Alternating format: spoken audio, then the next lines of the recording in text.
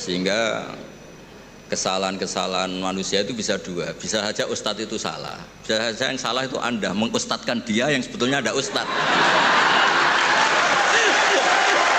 Jadi mengustadkan orang yang sebetulnya tidak ustadz. Jadi kalau Pak Kures nggak sampai hati karena Anda orang Sulawesi.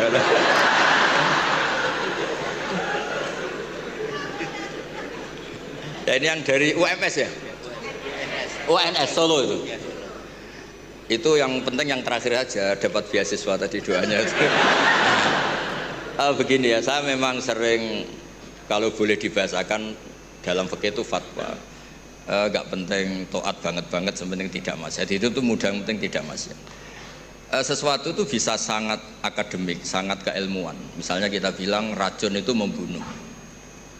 Itu yang mengatakan itu sudah memenuhi kewajibannya mengingatkan kalau racun itu membunuh. Ketika ada orang yang tetap minum racun itu bukan kesalahan yang mengingatkan, kesalahan yang tetap minum racun. Dan kenapa menjadi mudah? Karena untuk memenuhi kebutuhan haus itu nggak perlu racun sehingga mudah. Maksiat juga sama, saya sering bilang, bapak saya itu nasihat paling sering itu kalau ada hiburan mubah, hiburan yang dibolehkan Allah kok kamu seneng tuh nikmati. Makanya itu sirinya kiai-kiai itu suka gojlok-gojlokan, suka guyon, suka ngomong yang nggak penting. Itu sebenarnya perlawanan dirinya mungkin ya tetap namanya manusia ingin maksiat. Tapi ternyata untuk ceria, untuk seneng itu tidak sampai seperti itu. Pernah ada kiai itu nggak pernah tahajud, nggak pernah witir, tapi tiap malam tuh guyon. Suatu saat ada yang tanya, kenapa engkau kiai sering guyon? Dia bilang, saya ini termasuk jenis yang agak-agak hiper gitu. Jadi untuk melupakan itu harus guyon terus itu. Jadi yang penting itu nggak maksiat, itu memang penting.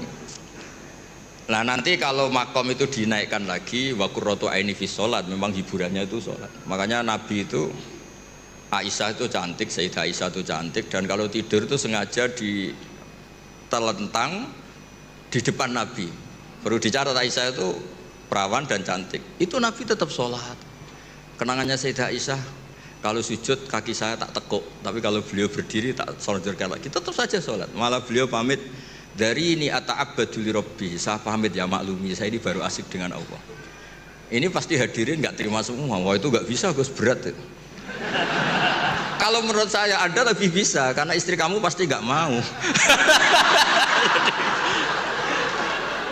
Jadi nggak mau. Itu pernah ada hadis, ini betul, ini hadis sahih. Suatu saat Nabi itu sudah sholat di majelis, sudah mau takbir, ingat belum mandi junub. Ini kan kulil haqqo ya.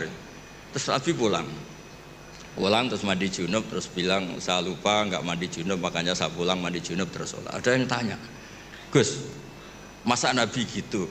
Ya kan ngumpuli istri itu kan halal, kenapa ada janggal? Masalahnya Gus, kita Kiai Indonesia tidak akan ngalami itu, kata. Karena maunya itu jarang. Artinya gini, guyonan-guyonan taat, guyonan-guyonan mubah itu bikin setan itu putus asa. Makanya resepnya Allah itu qul bi fadlillah wa bi rahmati fa bidzalika falyafrahu. Coba ini majelis yang hadir banyak. Padahal di sini nggak ada orang buka aurat, nggak ada yang jorok-jorok. Karena sebetulnya kita ini baik, kita ini menang. Saya yakin setan hari ini mungkin stroke, mungkin baru periksa. mungkin baru di ICU itu. Karena ya tadi kok bisa kebaikan. Jadi Anda kalau ingin melihat di Quran itu ada ayat inna kaida syaitani kana dhaifa. Setan itu sebenarnya lemah. Kalau setan sukses berarti gak ada orang ngaji, gak ada orang sujud, gak ada orang bersedekah, gak ada orang puasa. Ternyata tambah hari tambah banyak. Bahkan lembaga keislaman itu diuniversitaskan jadi Universitas Islam Indonesia. Di komplain katanya mahal tadi.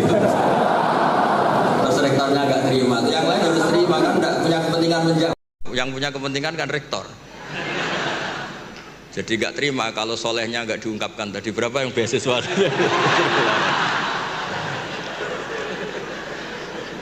Saya punya riwayat hadis, Abi Quraisy pasti tahu itu. Ada kata-kata gini di beberapa kitab-kitab hadis, tapi model-model kitab hadis yang model wali.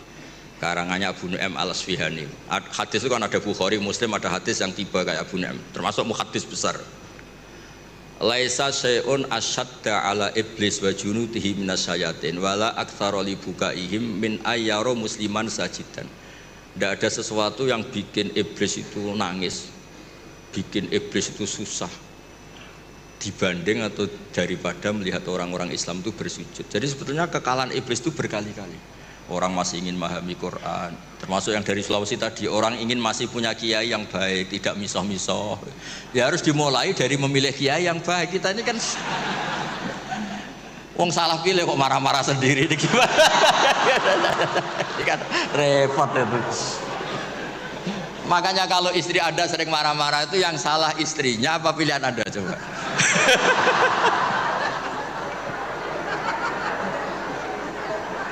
Gimana itu jawabnya itu? Gak usah dijawab Pak Kures, kasihan, tertekan betul beliau ini kan. Oh, gak tertekan. Dia tahu perasaan saya.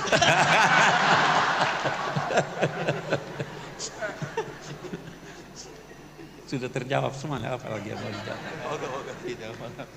Oke, saya berbicara secara umum. Yang pertama dulu, agama ini intinya adalah akhlak. Itu. Nabi diutus untuk menyempurnakan akhlak.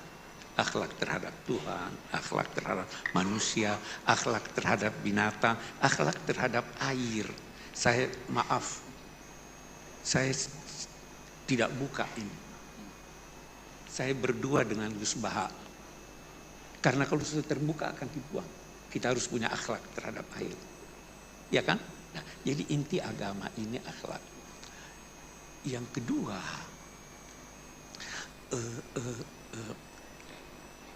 jangan pernah maki. Jelas Al-Quran. Wala tasubbul ladzina yad'una min dunillah fayasubbullaha adwan bighairi. Jangan maki.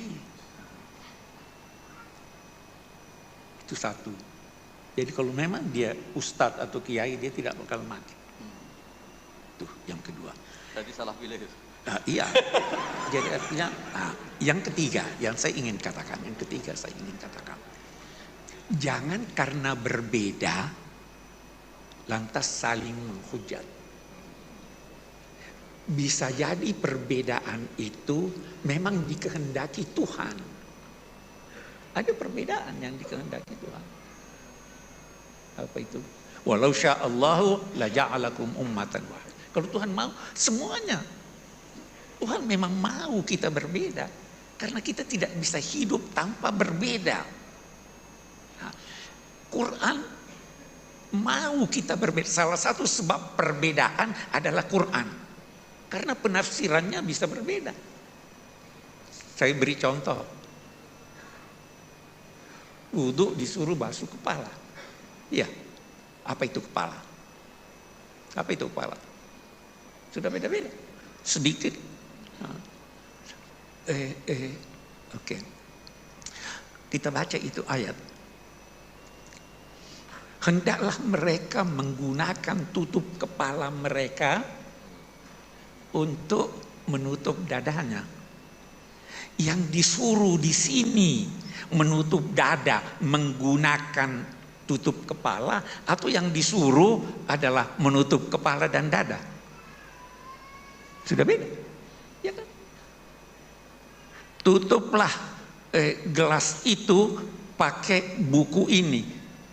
Buku bukan buat penutup, tetapi gunakan itu. Itu sudah itu yang menjadikan orang beda nanti. Ya toh? Dulu kiai-kiai kita itu kan kelihatan rambutnya.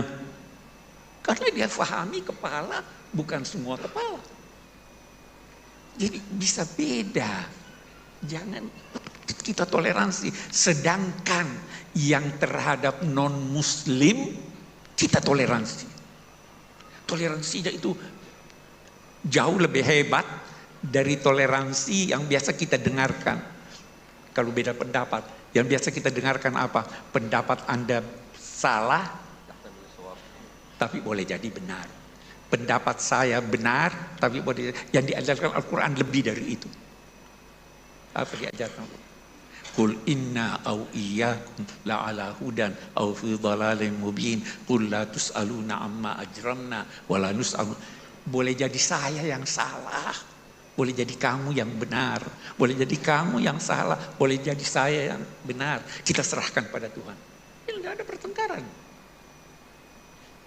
Kalian tidak akan diminta mempertanggungjawabkan dosa-dosa kami. Kan kita akui kita punya dosa, tapi kalian tidak bertanggung jawab. Kami pun tidak diminta mempertanggungjawabkan apa yang kamu lakukan. Kita tidak tuduh dia dosa. Itu akhlak.